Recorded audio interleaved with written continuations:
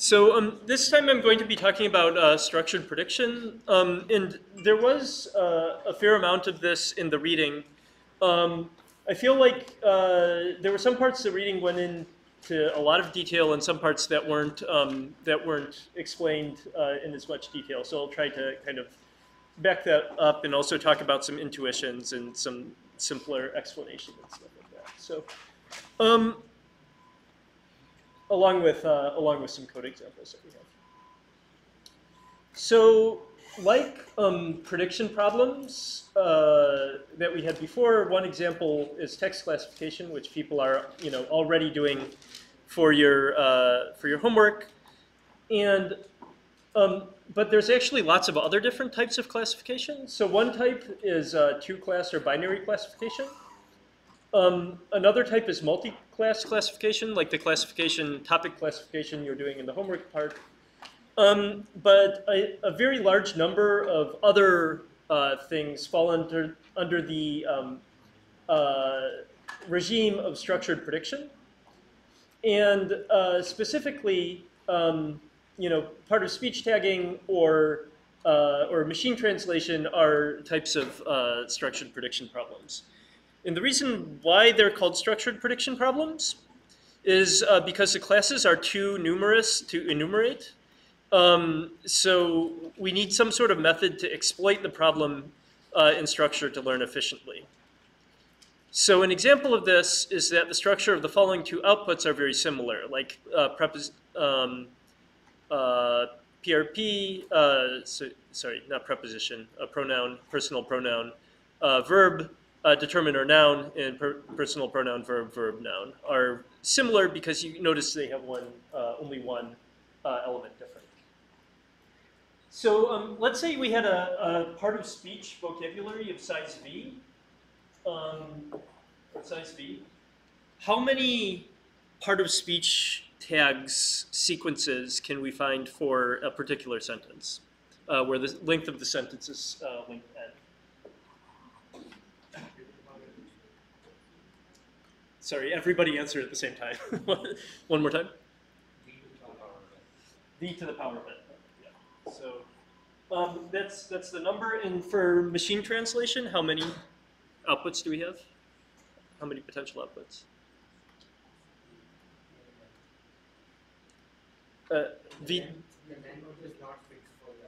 The length is not fixed for the output, so potentially infinite, right? We could generate, forever. So because of this, obviously we can't enumerate all of them and calculate for all of them.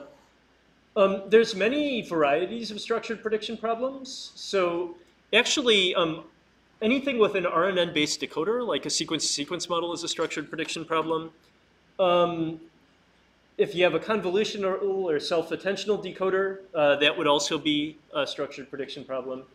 CRFs with local factors, which we'll talk about later, is a structured prediction problem. So they come in all sorts of, structured prediction model, and these come in all sorts of, varieties, and can be applied to all sorts of problems. And then for training algorithms, the simple one is maximum likelihood, which we can definitely do. But there's also other things like structured perceptron, structured large margin, which we'll talk about this time. There's also algorithms based on sampling corruptions of the data, which are approximations to other algorithms, which I'll talk about, I believe, this time as well. Exact enumeration with dynamic programs, which you can apply to CRFs, and reinforcement learning or minimum risk training. So we're going to have a sequence of 3 classes where we talk about all the different algorithms that you can use to train things like this. And they're applicable to different types of problems and different types of objective functions, but they're all good choices. And which one you should pick depends on your specific problem that you want to tackle. I should mention that since I just talked about debugging, I believe last class, this is one way of fixing the mismatch between your evaluation measure. Structured training algorithms are one way of fixing the mismatch between your evaluation measure and your maximum likelihood. So that's another good thing to think about as you're listening to me talk about these things. So as an example structured prediction problem, I'm going to use sequence labeling. As I said, there's all kinds of other ones, but for sequence labeling, we have one tag, one word, part of speech tagging like this. If we have named entity recognition, we can also do named entity recognition by applying BIO tags, where like if we have I hate this movie, the movie featured Keanu Reeves, then the first word in the named entity would be B, the second word in the named entity would be I, according to these tags. So this is a standard way of basically turning spans into single tags for each word. These sentences are also mildly correlated. So the sequence labeling is independent classification. This is a non-structured approach to a structured problem. So this is basically getting rid of the structure. So what you do is, like, let's say you have a word embedding for each of these words. You could then take a classifier that takes in the left word, the middle word, and the right word. And then you step through, and basically you make independent decisions about all of the tags that you want to generate. So as I said, this is a structured prediction task, but not a structured prediction model, because you can solve it with just multi-class classification, right? Does anyone have an idea how well this works? Not very well. It actually works pretty well for part of speech tagging. It works surprisingly well. And the reason why is because most of the information you need for part of speech tagging you can get from surrounding context. There's actually a really nice paper. Oops.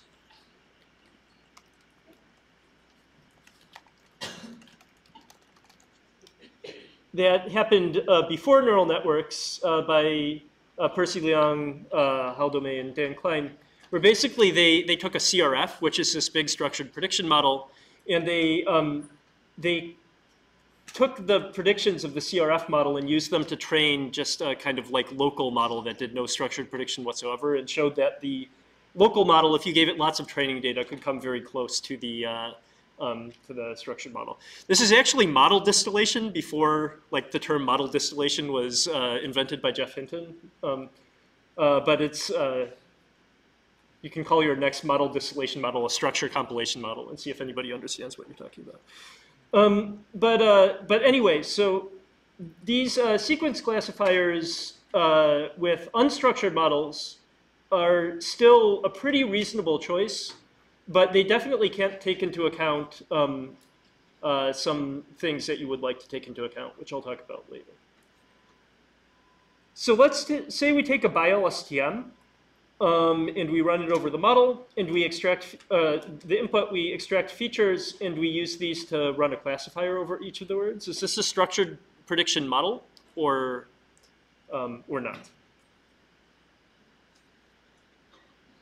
Any ideas? Who says yes? Who says no? Who's shy?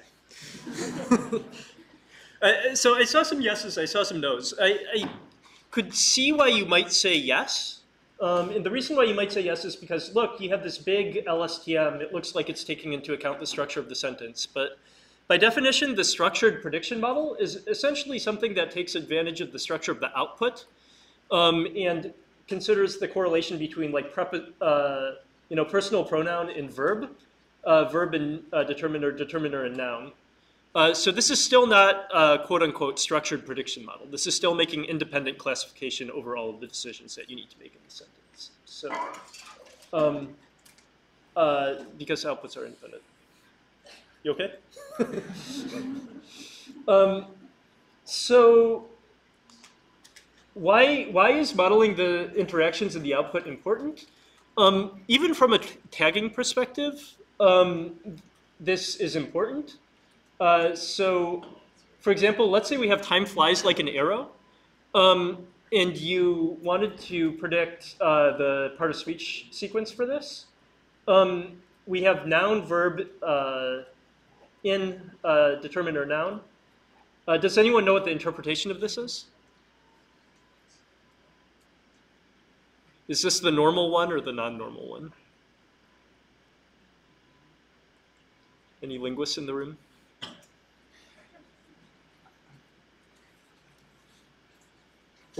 Okay, so what about this one? Noun, noun, verb, determiner, noun. Or this one, verb, noun, indeterminate noun. Yeah. So the first one is the normal one we think about when we think about the proverb "time flies like an arrow." This is, if I rephrase this, this would be "time moves similarly to an arrow." We also have one where "time flies," which is a noun phrase, are fond of arrows. So time flies really like arrows. And also, please measure the time of flies similarly to how an arrow would. So this is like, time is a command verb, and then etc. So there's three plausible interpretations. Let's say you didn't know the proverb. These would all kind of make sense. Now let's try an interesting thing. Let's try to predict each of these tags. Let's say each of these had an equal probability, and we try to predict each of these tags, together. Each of these tags independently. So what we do is we just vote over these three outputs, and we get the maximum frequency, and we get noun, noun, indeterminate noun. It doesn't even have a verb in it, so this is not even a sentence in English.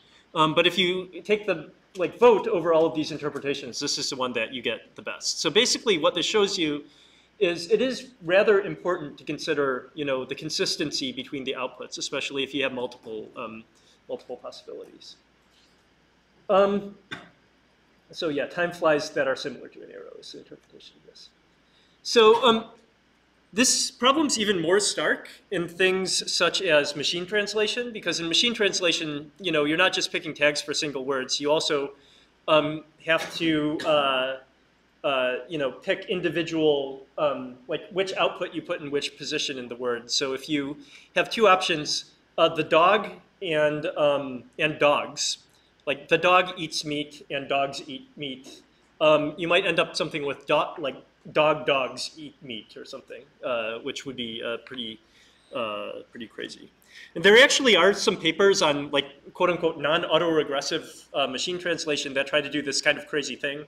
And unsurprisingly, they don't work as well as structured prediction models, but if you're interested, you can take a look at these.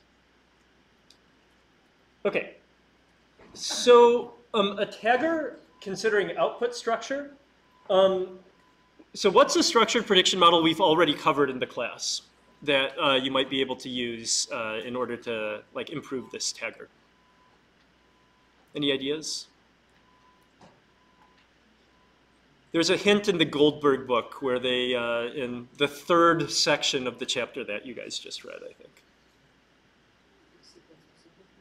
Sequence-to-sequence models, yes, very good. So sequence-to-sequence models are a type of structured prediction model.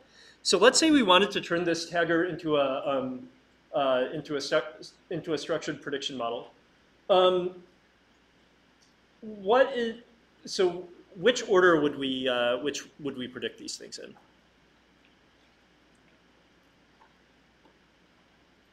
Any ideas? Let's do the easy thing. Let's predict them left to right. So when we predict them left to right, one thing that we could do is just feed them into the LSTM state that we got in our forward LSTM. The backward LSTM, we wouldn't want to feed them into the backward LSTM because then we'd get information about ourselves as we were trying to predict ourselves. But we could at least feed them into the forward LSTM and predict left to right. We could just delete the backward LSTM altogether, and it'd be essentially the same as a normal sequence-to-sequence model. So now the good thing about this is the tags are interdependent. So if last time you predicted a noun, and if you predicted a noun, you should have a verb next, then you predict the verb. So this is basically like an encoder-decoder model, but essentially you have attention on a single word that you're concentrating on instead of attention over all of the words in the input. So training structured models, the simplest training method is called teacher forcing. And basically what this means is you just feed in the correct previous tag. This is exactly what we talked about when doing maximum likelihood training for for previous models. So, sorry, for sequence models. So we have an example of this, and the difference between the two, let me see, let me pull this up. The difference between the two models, this is in the code examples, by the way,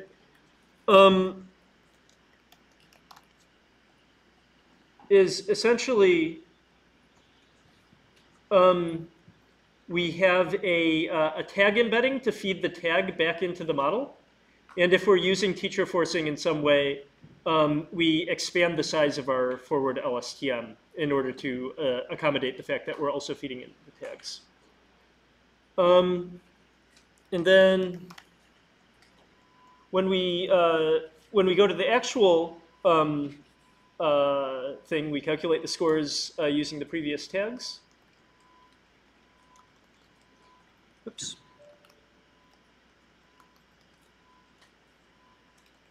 I'm very bad at typing when I can't see my keyboard. So when we calculate the score given the previous tag, instead of just like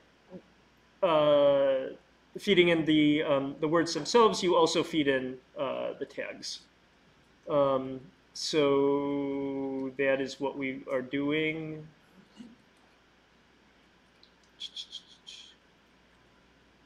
That is what we are doing right here. So we're concatenating the previous tag with the forward input, and we're getting the tag down here. And I'll talk about this in a second. But if we are, yeah. So that's an example you can go back and take a look at.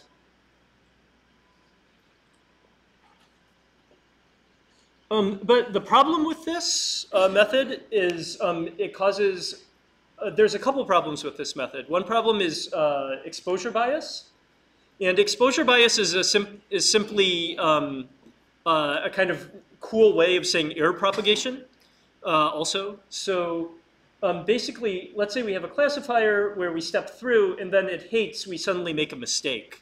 You know, maybe it's a silly mistake and we say, hate is a noun or something like that, which means that when we feed this back in, we're basically getting a mistake that we fed into our model here. And you know, maybe this mistake will propagate all the way down. Once we predict a noun, we'll continue to predict a noun as we go on. And the reason why this is called exposure bias is at training, we're only feeding in gold standard answers. We're only feeding the correct answer. So the model has never messed up before, or never seen itself mess up before at training time. So it can't deal with them at test time. So basically what this means is it learns to trust this tag too much, even though it made mistake. You know, it might be making mistakes at test time. Is this clear, or are there any questions? Okay. So an important concept here is local normalization versus global normalization. Locally normalized models, globally normalized models. I think this was in the reading a little bit. But locally normalized models, basically each decision made by the model has a probability that adds up to 1. And then the score of the entire sentence is the product of these probabilities multiplied together. On the other hand, if we have globally normalized models, which are also called energy-based models, each sentence has a score which is not normalized over a particular decision. And then the score of the sentence is essentially the score, the sum of the scores exponentiated and normalized over all of these. So is the difference here clear? So basically, we're calculating a probability for each choice and multiplying the probabilities together in this case. Whereas here, we're calculating a score for the whole thing, and then we're normalizing over all of the possible outputs.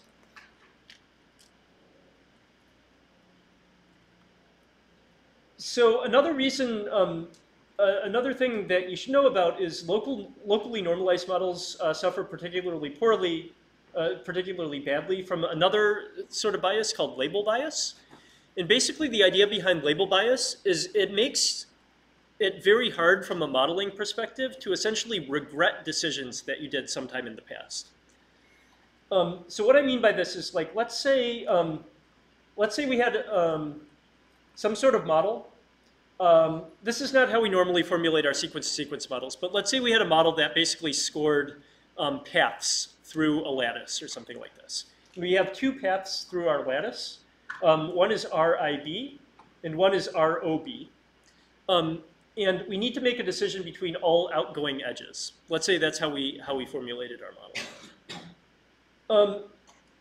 So now, because we're choosing between R and R, they basically get the same probability, right? We're choosing R or R, probability 50%. So now we need to score I. I is our only decision, so we get a probability of 1. Because if we only have one choice, that choice gets a probability of 1 because it's a locally normalized model. And then we get O, and let's say RO for some reason doesn't look good according to the model at all. It's a really bad choice. But still, because it's a locally normalized model, we can't give it a probability less than 1 because the probabilities have to sum up to 1. So you see here, we're taking the score of this and dividing it by the score of all the other hypotheses. But because there's only one other hypothesis, we get 1. Unfortunately, we have no way to penalize this bad-looking score here, or this bad-looking path here. So label bias is kind of the problem of essentially preferring model states that have fewer decisions or fewer relevant decisions. And practically what this means is, like, if you have a sequence model or something, it might be going down this path that looks really good for a while, but then it suddenly realizes that, oh, way back then I made a mistake. But from the modeling perspective, but there's no way to go back and fix it. And theoretically, sequence-to-sequence models with RNNs are universal function approximators. They won't necessarily, they can be learned well enough that they won't make that mistake. But in practice, they have limited time horizons, and this is a very real problem that ends up causing things like repeating wrong words, or other problems like that. So these are two. Oh yeah, and the reason why I mentioned this is in contrast to globally normalized models. And in a globally normalized model, basically what you would do is you would have your score of Ri plus score of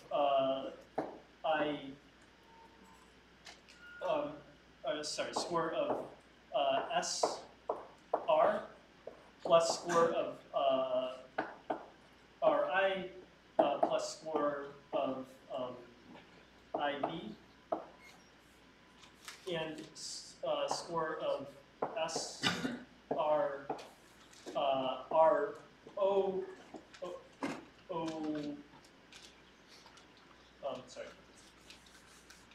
IB and OB. And once you start getting to the part that looks really bad, these scores would be higher for the better hypothesis and lower for the worse hypothesis. And then in the very end, this would get a low score. This would get a high score.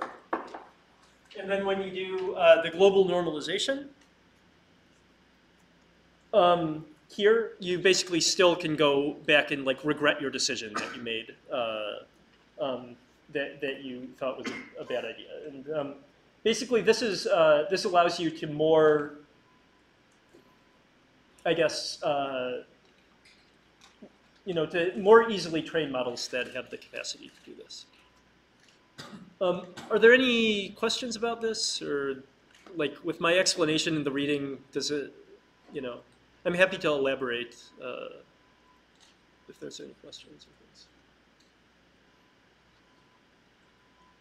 Okay. Yeah, sure. The scoring mechanism suffer the same problem with the exponential side of the nested space.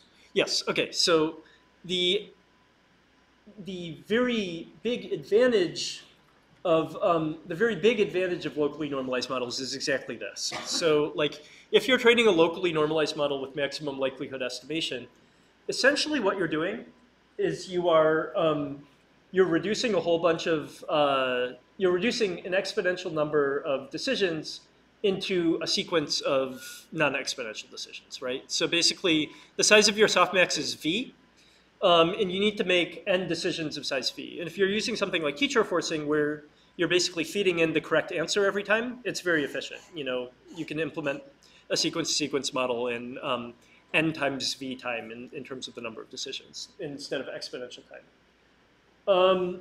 So that's the reason why everybody uses locally normalized models, or lots of people use locally normalized models. So the problem with globally normalized models is precisely this. So the denominator is too big to expand naively. It's an exponential size. So we need to do something tricky to train the models. And I'm going to be talking about a bunch of tricks that we can use. So one is considering only a subset of hypotheses. And I'm going to be talking about this this time and next time. And the other thing that we can do is design a model that nonetheless is a structured prediction model, but can efficiently enumerate all of the hypotheses. And we're going to talk about this with CRFs in more detail later. So this time, first I'm going to start out with the structured perceptron.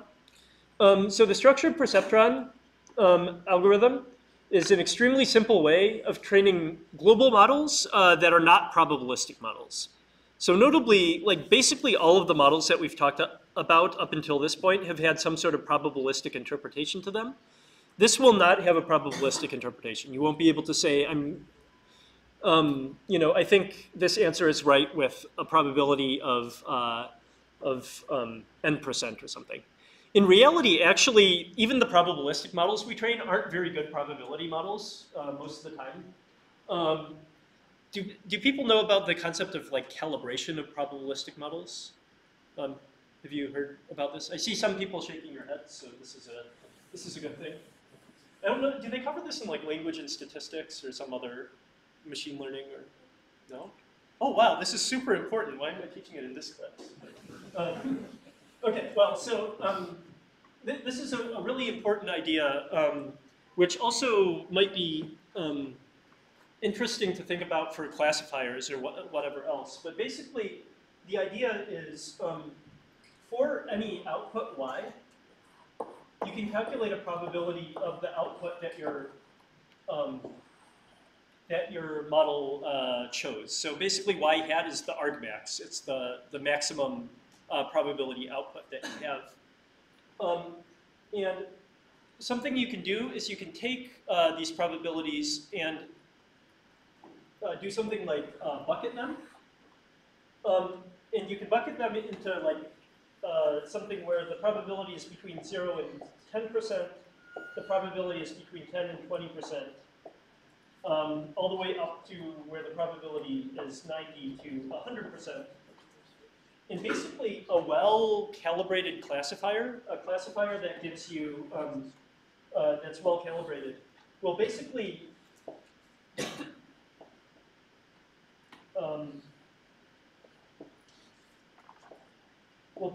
have the things, if your classifier says it's 10% confident in the answer, it will be correct about 10% of the time.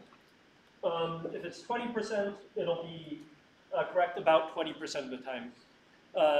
Which means that, you know, if you take the buckets according to the confidence of the classifier, and then calculate the actual accuracy within that bucket, it should be about the same as the probability estimate. So a well-calibrated classifier will look like approximately a diagonal line like this.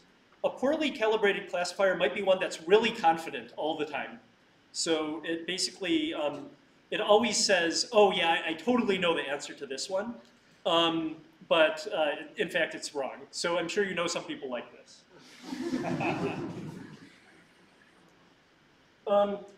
And then, so this is your like confident, like overconfident classifier. And then you can be poorly calibrated in the other direction. So this might be your other friend who, like, despite being right, being really good, being right all the time, doesn't have very much confidence, and then says, oh yeah, I'm not sure about that, but in reality they get, all the answers right to all the quizzes all the time. So that would be, then you would have a line that looks a little bit like that. So this is the, this is the idea of calibration, and ideally we would want a well-calibrated model where basically the line is looks like this. What I wanted to say, why I started getting into this aside, is because in reality, neural networks are very rarely well calibrated. Like, it's pretty common for them to be overconfident, but in their wrong predictions, and maybe sometimes they're underconfident in their correct predictions. So what I wanted to say was basically probabilistic models, you can't necessarily trust the can't necessarily trust the probabilities anyway, but at least they make an attempt to be probabilistic, while this method does not make that attempt. So getting back to the main idea. So basically, the way the structured perceptron algorithm works is you find the one best. And if its score is better than the correct answers, you adjust the parameter to fix this. So this is what the algorithm looks like. You find the one best according to your model. You calculate whether the score of the one best that you calculated is better than the score of the reference, and then you do some sort of update according to the gradients here. So normally the structured perceptron algorithm was formulated for linear models. It was originally conceived for linear models. But it's actually really easy to also use with neural networks. And the way you do this is you just define a loss function. So basically, this is what the loss function looks like. You see the perceptron loss is basically the score of y hat minus the score of y, and with a max of 0. So if essentially the reference has a score that's as good as or better than the one that you actually got, then you don't do any update at all. So the resulting gradient of this kind of looks like the perceptron algorithm. But the nice thing is this is a normal loss function, so you can use it in any neural network that you would like to use it in. So one of the reasons why this is different than what we've done before is up until now we didn't do any sort of prediction in training. We essentially just fed in the previous inputs that, like in a sequence model, we fed in the previous inputs that we got before. So this is a new variety of algorithm that we haven't used yet, and all the other ones that I'm going to be talking about for globally normalized models have to do a similar thing essentially, unless they're an approximation. So the structured perceptron can be contrasted with globally normalized probabilistic models. So basically, globally normalized probabilistic models, what they're doing is they're calculating the log likelihood over all of the inputs where we have the denominator like this, ideally.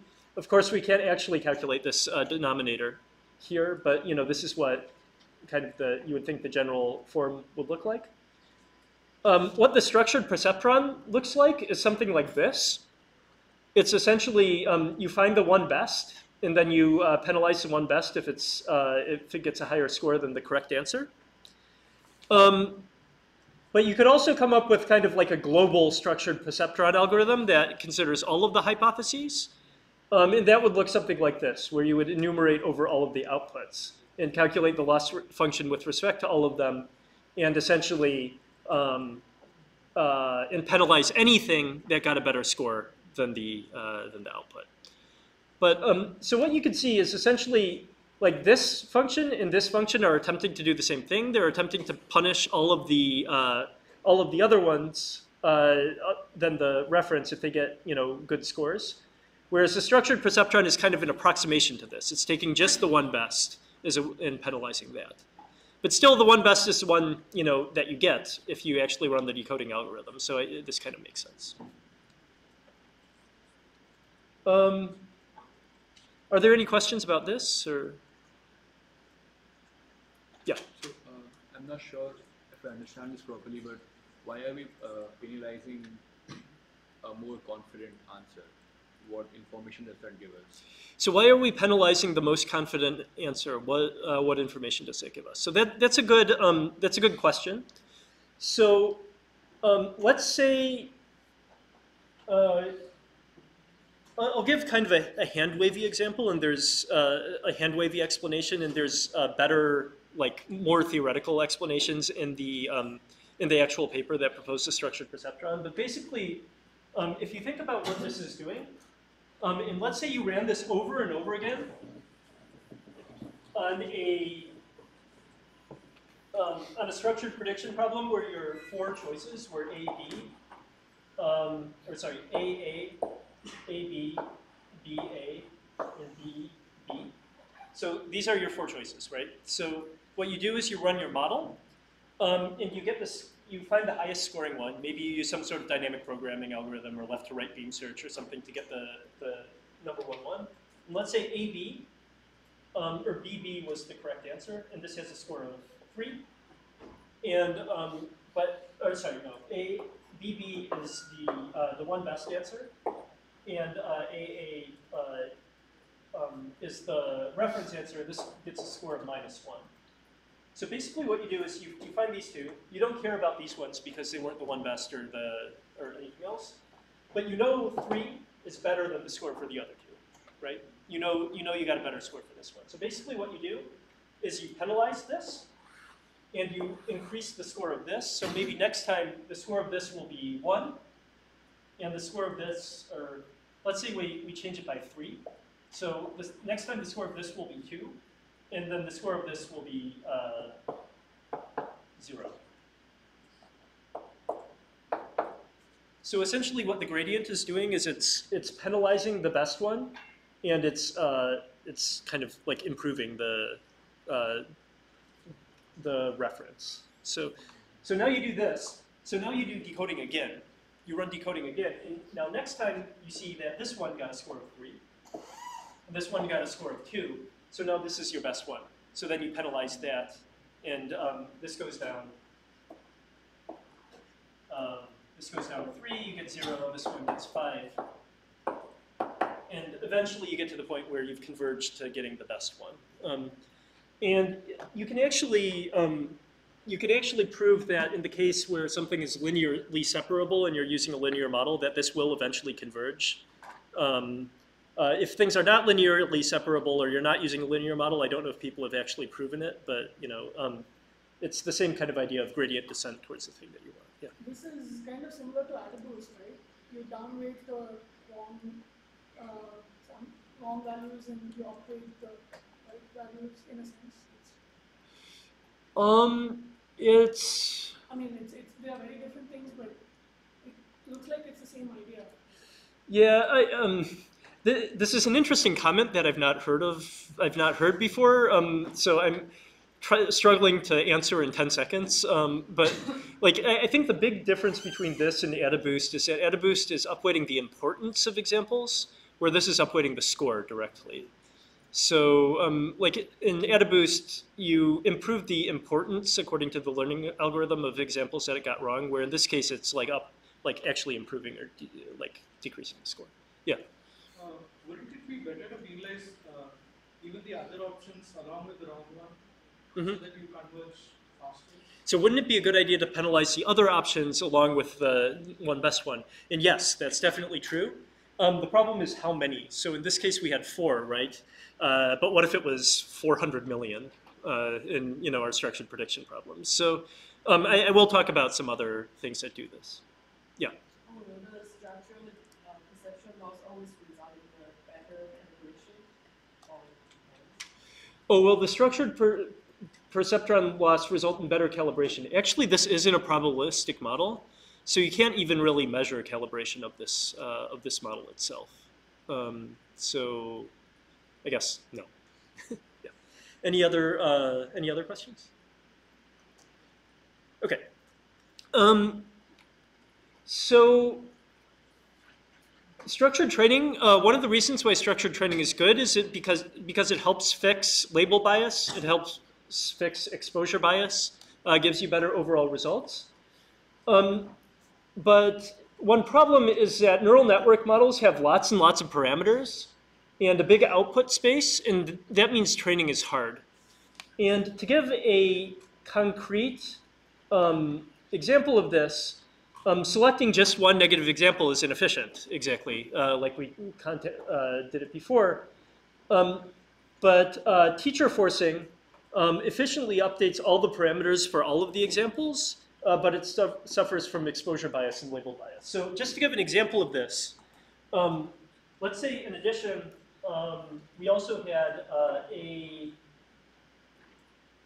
CA, CB is options. If we updated BB and AA here, we wouldn't even be updating C at all. We wouldn't be seeing, in the structured perceptron loss, we wouldn't even be updating the word embedding of the word C in this case. So in contrast, teacher forcing, basically you're looking at the whole vocabulary and updating over the whole vocabulary at any point, and that will give you better, coverage, I guess, of all the possibilities. So one really easy way to fix this is to pre-train your model with something like teacher forcing and then fine-tune with a more complicated algorithm. And in reality, most methods that propose some sort of structured training algorithm where it's possible do this. It's also common to continue training with some sort of structured training algorithm and add a little bit of the teacher forcing objective back. So you basically have your, let's say it's a perceptron. You have your perceptron loss, and then you add in lambda times the teacher forcing loss, or the maximum likelihood loss to get your final loss function over any mini batch you do. And what this does is this allows you to take into account exposure bias and label bias while maintaining the kind of stability and like overall coverage of teacher forcing type things. So I have an example of this. In the interest of time, I won't go through the code example, but as always, you can go back and take a look at it. But are there any questions about this? Basically, what the code example is doing is it's sampling an output, calculating the loss for both the sampled output and the reference, and then adding them together. That's all it's doing. Okay. So the next thing is hinge loss and cost-sensitive training. I'll give a very simple example. How many people have used support vector machines or something like that? Okay, good. At least now, this is something, how many people used WordNet was a little bit depressing. How many people have used support vector machines? Still, I have a significant number of hands up. So this should be easy to answer for people who have used support vector machines. So which line is better here, the dotted line or the dashed line? The dashed line, yeah. So, and why is it better? Yeah, it has a bigger margin, yeah. So what we mean by margin, so one important thing here is both have zero perceptron loss. So if you look, both of them have perfect classification accuracy, and both of them, will get a zero perceptron loss. But if you add the margin, if you consider the margin, you're barely getting this one right, whereas with the dashed line, you're getting this one right by a lot. So this is very simple. The perceptron loss looks like this if you plot it on the screen. This is just the loss function that I showed a few slides before. And what the hinge loss does is basically it pushes it a little bit in one direction. So what this means is even if you're getting it right, if you're not getting it right by more than one, you're paying a loss for it, essentially. And specifically how you implement this is like this. You add a constant m here. This can be added to any classifier, actually. You can use the loss like this. So for example, I'm pretty certain that all serious neural network toolkits support this. So instead of using the log likelihood loss, you simply calculate the hinge loss using a hinge loss function. This is the example in DINET, but I'm sure there are parallels in PyTorch and TensorFlow, et cetera. So what this does is basically this moves you from a probabilistic classifier to a hinge-based classifier, and actually very often this will give you better results. This will the reason why SVMs were so popular is precisely because of this. Kind of an anecdotal example of when these are good is in the case of imbalanced classes. So let's say you have one class with lots and lots of outputs. You have another class with only a few outputs. Like let's say your data set's overwhelmingly positive. The max margin classifier will be about here. But if you do something like logistic regression or some sort of probabilistic objective using a logistic function, actually the ideal loss might be here. Or if you're really unlucky, the ideal classification boundary might be here, according to the probabilistic objectives. So especially in the case of imbalanced classes, this can be useful, but in other cases it can as well. Okay.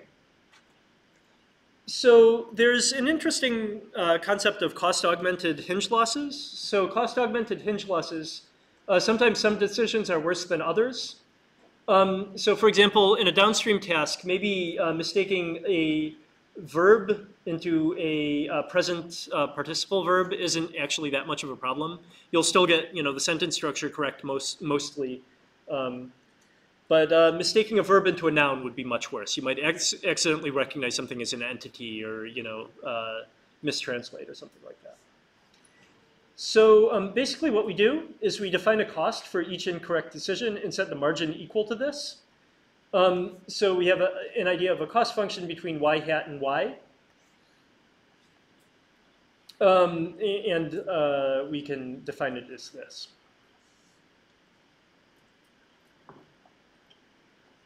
Okay, so this is simple. It's maybe not as structured. It actually doesn't have anything to do with structured prediction.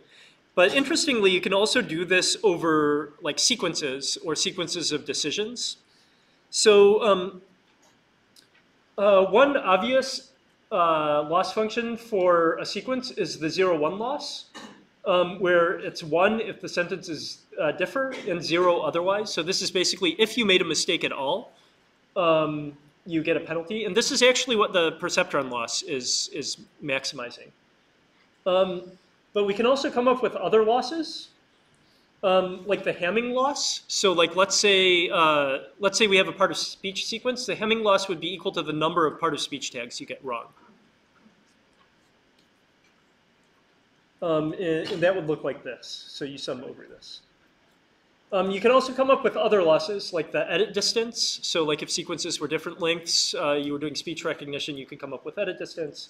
1 minus blue score, or anything else you can define over a sequence. So a structured hinge loss, what this looks like is basically it's a hinge loss over sequences with the largest margin violation. So what this looks like is essentially what we do is we find the sequence that has the highest cost, the highest value of cost plus score.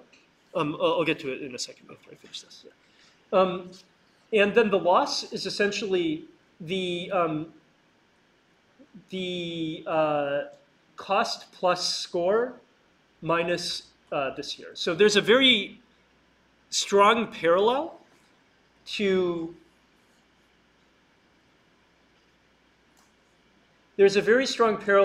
this margin-based, cost-augmented margin-based loss function here, except instead of just doing it over single decisions, we're doing it over sequences. So I had a question here. Right. Oh yeah. So if you use the edit distance as your loss, you can't really backprop the error, right? Since it's a step function, so much differentiable. So good question. If you use the edit distance as the loss, you cannot backprop. You cannot backprop through it. And actually, interestingly, in the case of all of the things that I'm going to be talking about now, that's not the case. And the reason why it's not the case is the edit distance appears here, right? So this is the edit distance in the structured hinge loss function. This is the score of the basically value that got the highest value of this, and this is the score of the reference value. Both of the things here are parameterized functions. You can see the theta here.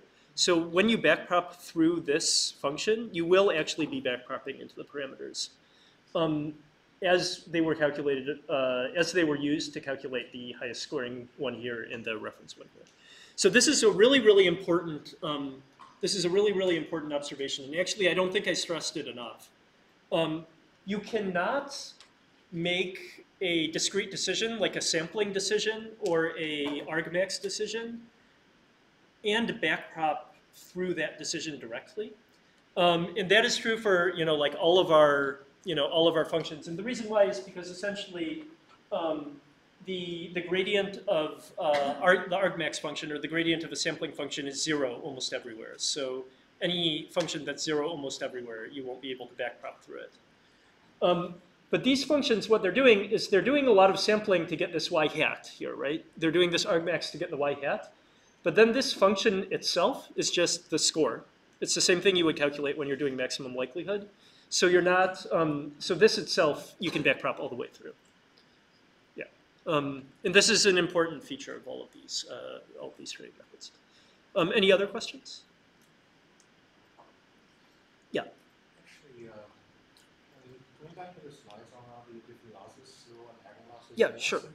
Hard loss, right? So you're not tolerating any dissimilarities at all. And I was wondering if it's really suitable for like machine translation tasks where it may be favored that you find synonym words. Oh, okay. Yeah. So this is even beyond the even beyond what I was talking about here. So basically, the idea of Hamming loss and edit distance in 1 minus blue is these are better metrics of whether something is correct or not than 0-1 loss.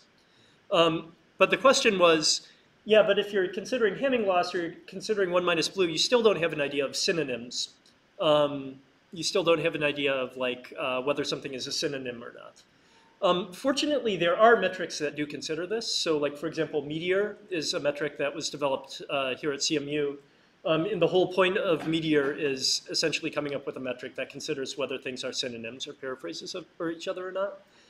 The important thing is that actually, no matter what metric you come up with, whether it's Blue or Meteor or KRF or like any metric of similarity between two structured outputs, you can plug it into this algorithm and you can still train with it. With the big caveat, with one big caveat that I'm about to talk about next. So the one big caveat that I'm going to talk about next is this function here. So this function here, basically what it's saying is you need to find the output with the maximum score according to the model. This is easy. We know how to do this. We know how to decode using a sequence model or something. But we also need to add in the cost. So the cost, this is not necessarily easy. Like blue score, how do we decode for maximum blue score? It's not, obvious how you would do this. So the solution or the answer is that in some cases where the loss can be calculated easily, we can actually consider this in search. So an example is Hamming loss. So this is appropriate during tagging tasks, for example. And the Hamming loss is decomposable over each word. So the solution is that you add a score equal to the cost to each incorrect choice during search. So what you do is you choose, you calculate the score according to the model. Then to every wrong score, you basically add 1, which is equal to the Hamming loss that you would incur by getting this thing. So let's say personal pronoun was correct. And normally if you took the argmax here, you would get the personal pronoun. But instead of picking the personal pronoun, now you get the +1 on all the incorrect answers, so you pick noun instead. So you pick the noun, you feed it in, and you break, it breaks everything. So basically what you're doing is you're essentially making it harder to find the correct answer in search during training time, with the idea that if you make it really hard during training time, then when you get out into the real world where you're not making it harder anymore, suddenly you're really good. So I like to call this evil teacher forcing, because your teacher makes your class inadvertently hard or like extremely, extremely hard, so you suffer through your class, and then you get out into the real world and everything was so easy. So you might also know teachers like this. Hopefully not me. So we have an example of this as well. Are there any questions about this? Yeah. So generally, does it using the hinge loss imply that your accuracy might be lower? Because you're focusing more on margin than accuracy? Does focusing on the hinge loss mean your accuracy will be lower? Because you're focusing on optimizing the margin and not accuracy. So that's a good question. Essentially, no method that we can optimize can actually optimize the accuracy. And the reason why is because the accuracy also is a 0-1 function, 0 almost everywhere. So there's no gradient-based method that you can use to, directly optimize the accuracy. There are approximations to it, like there's a method called minimum error rate training, which you can, which allows you to search over accuracies in one dimension, for example. But none of the functions, including loss, including maximum likelihood, is actually optimizing the accuracy. So then the question is, which is a better approximation? And if you go back and look at my example over here, you could make an argument that hinge loss is perhaps a better approximation. And there's, learning theory and stuff like that will back this up for things like linear models. The only problem is it backs it up for linear models, but not necessarily for nonlinear models. But yeah. Any other questions? Yeah. So also about the different losses that we talked about, the Hamilton loss and so on. Mm-hmm. So would it be better to consider the losses locally for each word or sequence, or globally? So for each of the losses, which option would be better? Okay. So would it be better to calculate the losses locally for each word in the sequence or globally over the whole sequence?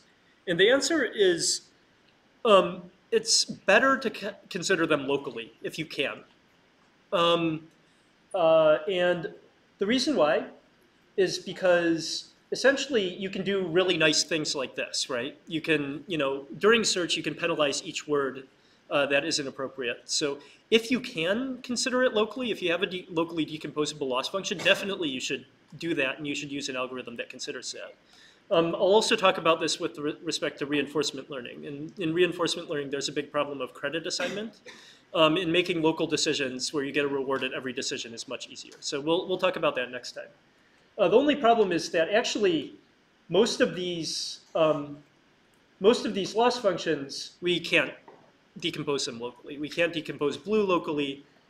We can't decompose edit distance locally. But what we can do is we can come up with an approximation, or we can come up with some sort of way to kind of approximate the fact that we would approximate the global function, and that will give you more signal when you're doing training.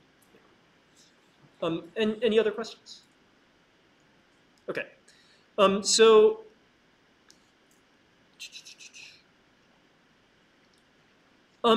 So up until now, I gave one example. As I said, we're going to have 2 more classes on this for the next 2 times for other alternative options.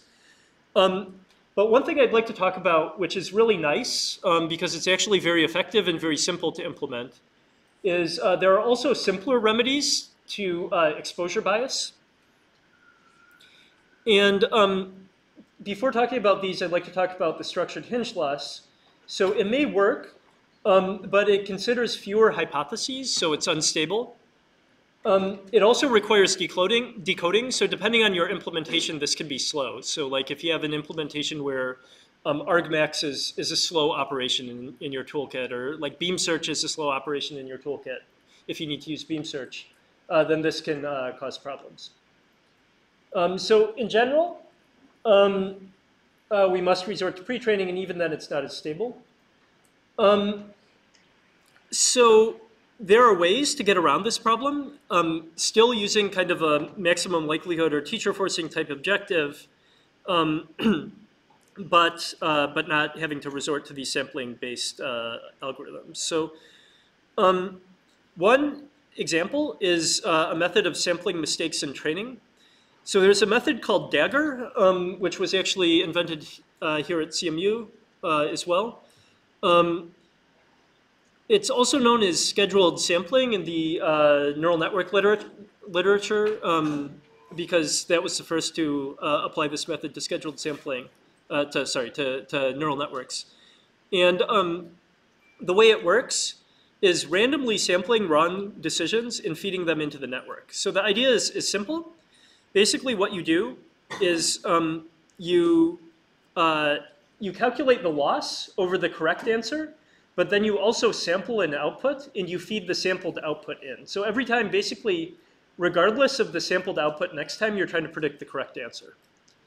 So this idea is simple, right? You know, like one of the problems with exposure bias, or the reasons why we had exposure bias, was because you were never exposed to problems like wrong answers during training. So you just sample some wrong answers during training.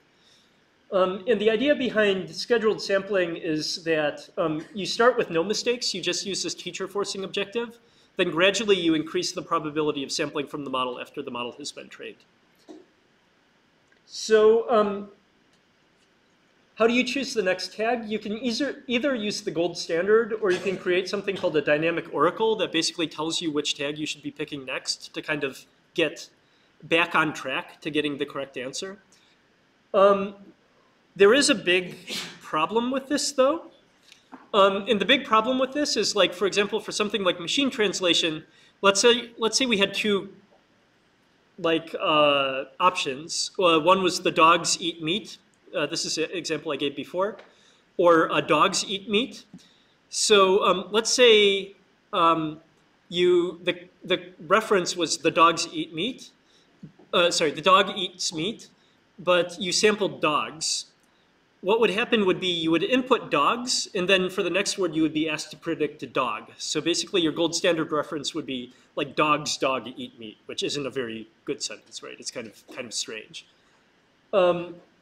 So this method has some obvious flaws, but it's still something that's worth considering because it's very simple. Another even simpler thing is to drop out inputs. What this means is basically sometimes you don't input the previous decision during training. So, you know, if this is what your model would originally look like, you just delete some of these and you input 0 instead of inputting the actual value. So this is basically making yourself have to rely more on the, or rely less on the previous inputs because you can't expect to have them all the time. Which of these two is better?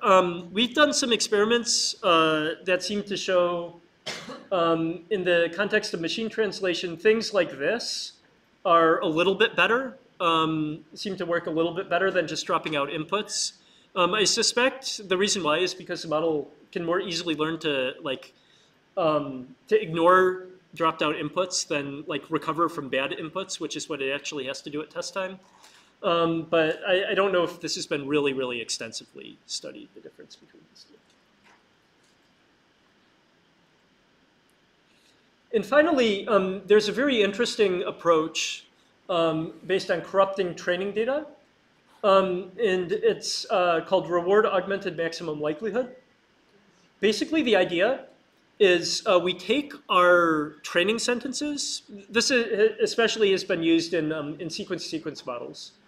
But what we do is we take our training outputs, we randomly select corruptions to these outputs, and then we train using maximum likelihood. So the basic idea is, let's say our output was this part of speech sequence. We randomly sample an incorrect output, and then we do MLE here. So we basically both predict and feed in the incorrect output. This is kind of interesting because you're also predicting the incorrect output as well. The key insight to this paper is that how you sample these outputs is proportional to the goodness of the output. So this could be proportional to, they have something called an exponentiated payoff distribution, which is essentially the